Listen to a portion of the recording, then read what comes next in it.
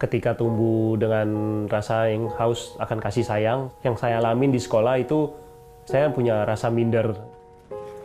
Sini dulu bukunya, lihat dulu. Lihat dulu. Pernah saya beberapa kali dibully, saya diledekin sama teman-teman, dan saya ngalamin itu stres. Cuma saya nggak tahu harus mengadu ke siapa. Buku apa nih? Buku setan, ya ampun. Lihat itu demon. Ya ampun. Saya cuma mendam. Sampai disitulah saya mulai mencari figur-figur yang lain gitu. Kemudian saya pelan-pelan, saya mulai baca-baca, saya cari-cari tahu informasi. Dan juga pernah dapat buku juga dan saya pelajarin.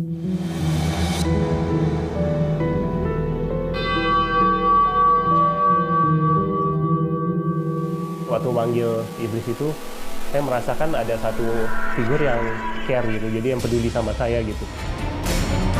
Dia mengayomi sekali, kebapaan banget, jadi dia memberikan banyak hal rahasia-rahasia kepada saya. Itu saya merasa ada satu kebanggaan gitu. Puncaknya adalah waktu saya mencoba untuk memanggil iblis yang Lucifer.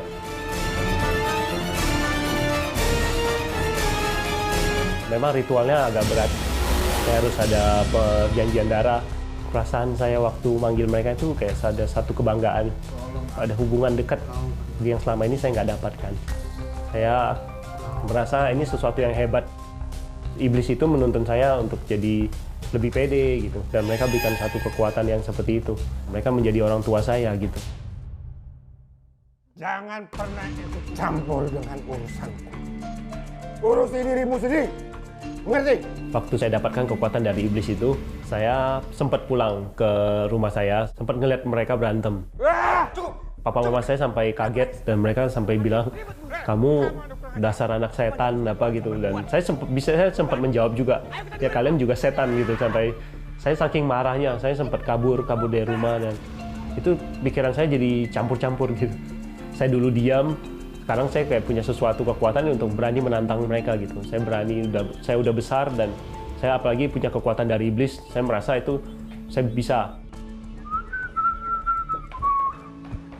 Leo mana ya? Bentar lagi juga dia sampai. Mana itu anak? Noh, anaknya Noh, datang Noh. Hei, ngapain nih? Apa kabar? Mana aja lu? Dari dosen tadi. Sini, gue denger-denger. Lu bisa baca garis tangan. Saya merasa ada wibawa yang luar biasa dalam diri saya bisa lihat garis tangan, ada beberapa masa depan yang mungkin saya bisa lihat kayak gitu. Itu jadi satu kebanggaan dan saya menjadi populer di kampus. Mau juga? Ya udah sini. Jangan ntar aja, kita kan mau jalan. Oh iya ini. Akhirnya saya dekat sama seorang wanita. Gimana? Kita makan apa nih sayang? Apa aja. Sate mau. Ya sudah. Saya jadi temperamen sebenarnya. Kalau ada masalah apapun saya lebih emosi. Saya pukul orang itu sampai babak belur. Itu kayak suatu kebanggaan gitu. Saya merasa ternyata saya hebat gitu. Saya punya kekuatan yang luar biasa.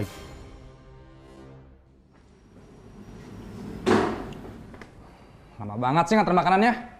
Sabar sayang, pesanannya bentar lagi sampai. Sorry kak, orderannya agak lama, tadi banyak orderan di Oke. belakang. Heh, dengerin gue. Lu jangan begitu kesal.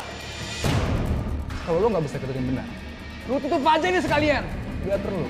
Lu bakar! Kamu kenapa sih marah-marah terus? Kan bisa diomongin baik-baik. Kamu suka sama dia? Kamu kenapa sih?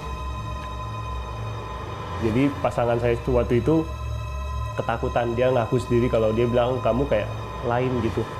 Jadi kayak bukan manusia. Alasan kenapa saya putus sama pacar, saya jadi pribadi yang meledak-ledak.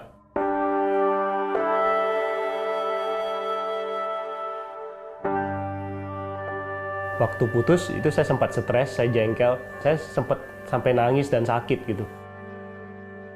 Saya coba manggil iblis itu, saya manggil untuk komunikasi, untuk jadi jalan keluar masalah saya. Waktu saya panggil, Leo, kau memang manusia tidak berguna. Lucifer itu sarankan saya untuk bunuh diri. Saya sedih sekali waktu iblis itu ngomong seperti itu gitu. Karena selama ini mereka yang peduli sama saya, tapi sekarang malah saya dikucilkan juga sama mereka gitu. Sepertinya waktu itu karena waktu saya pacaran itu saya pernah ke gereja gitu. Di situ mungkin sepertinya iblis itu nggak suka. Udah kepikiran untuk bunuh diri, tapi ada dalam hati takut gitu.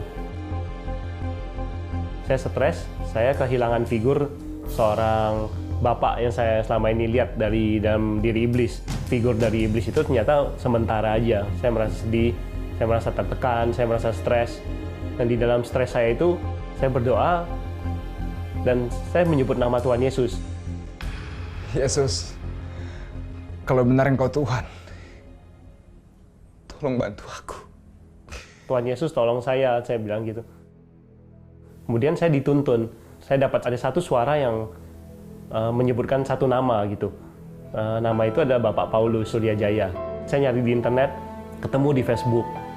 Saya coba komunikasi dengan beliau dan beliau ngajak saya ketemuan. Ya, waktu ketemu ngobrol, saya bilang cari komunitas yang benar. Jangan jauh dari Tuhan. Yang nomor satu yang kamu pegang adalah kuasa Tuhan lebih besar daripada kuasa manapun. Pak Paulus mengajarkan saya banyak hal untuk ketemu dengan Tuhan Yesus. Saya mulai diajarkan untuk baca Alkitab. Saya diajarkan untuk saat teduh. Berbahagialah orang yang lemah lembut, karena mereka akan dimiliki bumi. Di saat saya baca Alkitab, tiba-tiba iblis itu muncul. Percuma, Leo. Kau sudah seharusnya mati. Waktu itu masih awalnya, saya nggak tahu bagaimana mengusir mereka. Saya cuma bilang, pergi gitu. Percuma, Leo. Kau tidak akan mampu mengusirku. Tapi akhirnya begitu saya dibimbing dan saya tahu, belum sempat mereka intimidasi, iblis itu biasa saya bilang, dalam nama Tuhan Yesus pergi, iblis itu akan pergi. Pergi kamu setan! Ternyata saya baru tahu, ternyata firman itu hidup. Ternyata Tuhan Yesus itu pun hidup. Saya mulai mencari figur Tuhan dan saya mencari Tuhan, siapa itu Tuhan. Proses demi proses saya dibimbing sama Pak Paulus. Kemudian sampai satu hari beliau menyuruh saya untuk ikut acara rohani.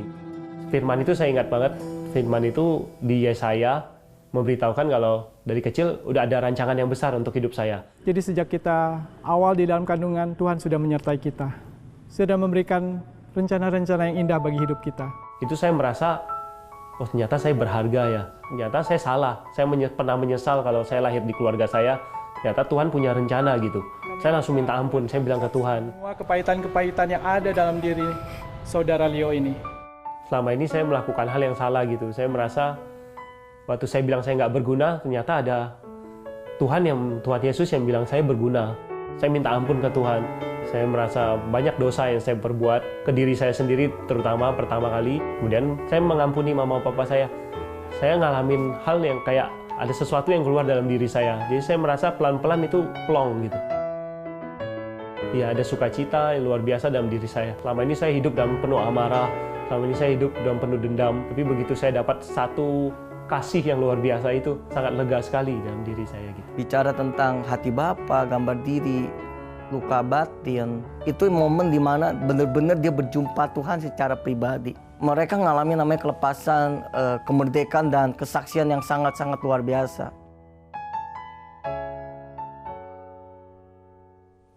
Ma, Pa, maafin Leo ya. Leo banyak melakukan kesalahan. Dan saya mulai memberanikan diri untuk minta maaf ke mama papa saya. Saya minta maaf sampai mereka kaget. Itu pertama kali peluk mama saya dan itu saya benar-benar nangis. Saya senang sekali gitu untuk hal yang belum pernah saya alamin gitu. Saya baru sadar satu hal, kalau apapun yang papa mama saya lakukan selama ini, bekerja keras untuk kehidupan kami, mereka ingin melakukan supaya kami tidak hidup kekurangan gitu. Kalau hubungan dengan orang tua jauh lebih baik perubahannya. Dia lebih sayang dengan orang tua saya, terutama kepada ibu saya. Kalau ada masalah dia lebih santai. Dia lebih berharap sama Tuhan, lebih berserah.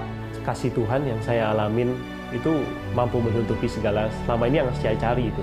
Yang sebenarnya saya cari adalah itu kasih. Yang zaman dulu saya ikut iblis, saya bisa melakukan banyak hal, saya mendapatkan apapun, tapi saya nggak dapat kasih. Itu yang bikin hati saya kosong. Tapi begitu ikut Tuhan, dan Tuhan memberikan satu kasih. Itu jadi satu kepuasan dalam diri saya gitu. Ketika Leo memutuskan mengambil sebuah keputusan, saya mau berubah. Dia bergaul dengan kebenaran, dia cari orang-orang yang hidupnya benar.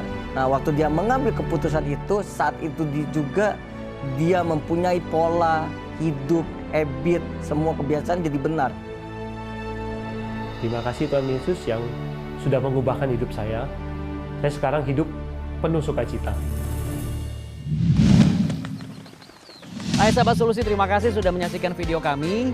Jangan lupa ya untuk subscribe, like, dan share video-video lainnya dari Solusi TV. Jika kalian punya kesaksian dan ingin dibagikan, silahkan bagikan kesaksian kalian melalui counseling center kami atau kirim melalui email yang ada di bawah ini. Terima kasih.